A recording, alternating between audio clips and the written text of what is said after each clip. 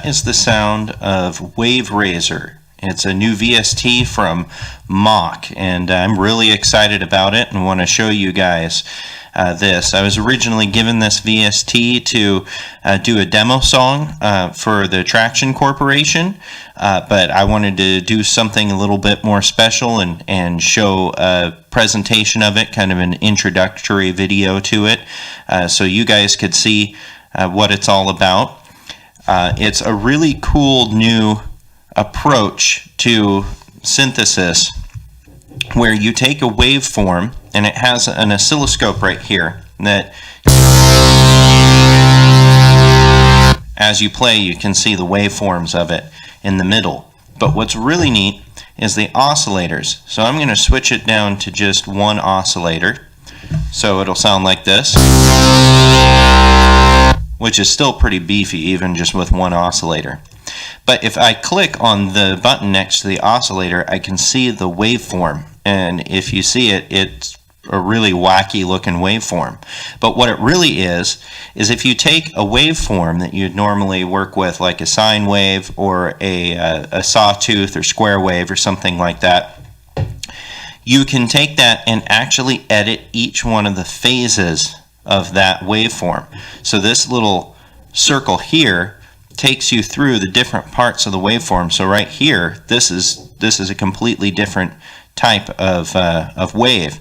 And if you click on this button here, you get presented with some options so you can change that waveform. So I'm going to change this one to a sine wave. That's that one right there. And see, now it dips down a little bit more, so you see a little bit more of the sine wave part of it. I'm going to go to the first part of the phase, and I'm going to switch that to something else, like a triangle, if it's not already a triangle. Looks like it is. Switch that one to a sine wave, and now I'll go to the next part of it and change that to another sine wave. And then let's mess with the middle part right here. We'll make that into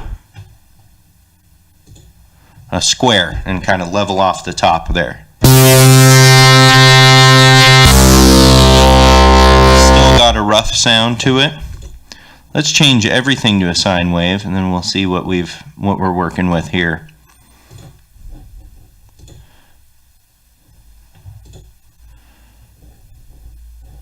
And the next part of the phase right here, sine wave.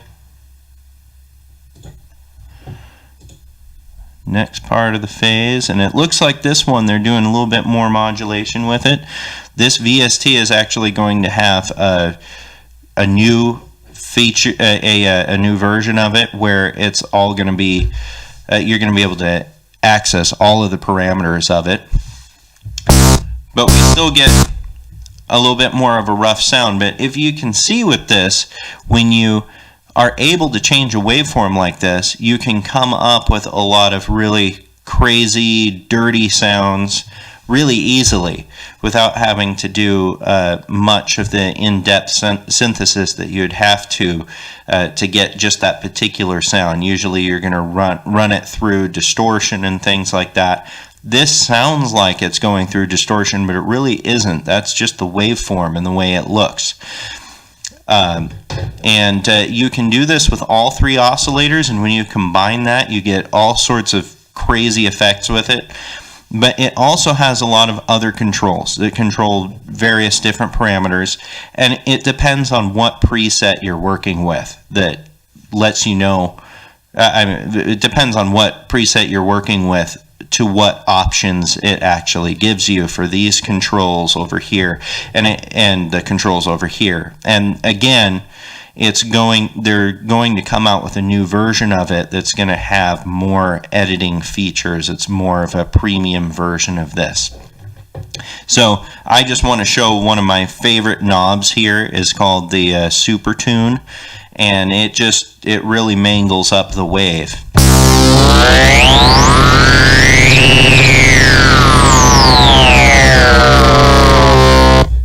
It reminds me a lot of VSync.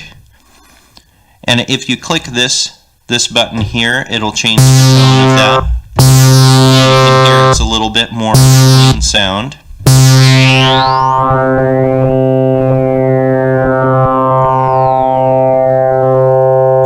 So this synthesizer is really good at making fat bass sounds, but it's not only for that. You can, as they advertise it, I believe they use the term cymatic pads. There are some things that it can do that sound a little bit more mellow. This one would be really good for ambient.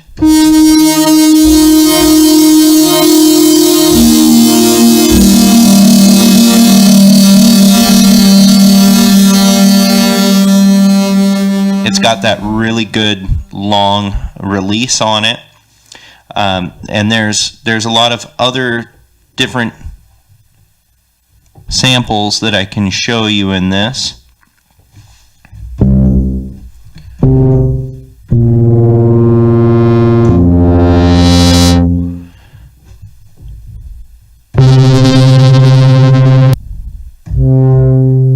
This one right here has a really good, kind of like a DX7 horn sound.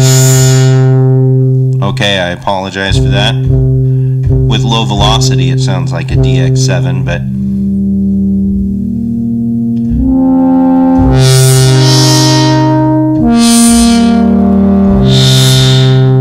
it does really good metallic sounds.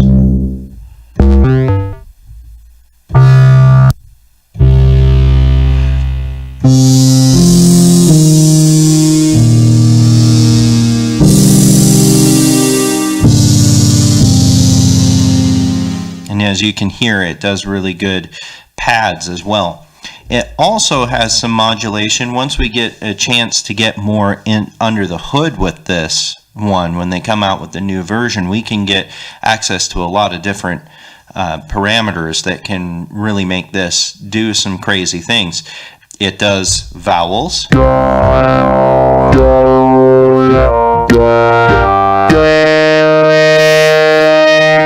That's always a good feature with the synth. But one that is really impressive, really shows off how, I believe, under the hood, when we get to see more of it, is some form of sequencing that it seems to do. This patch right here does drums and bass and a little bit of an arpeggio with it.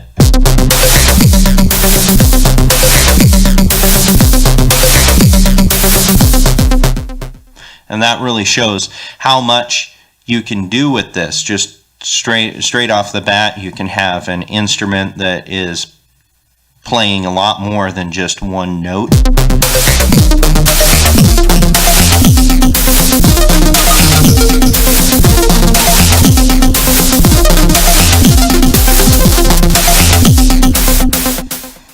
So this is a really cool VST. Again, I'm going to be making a demo song for it, so be sure to tune in to my channel to hear that. And when the new version comes out, I'll probably be doing another review like this on those features, maybe showing how to make a patch with it.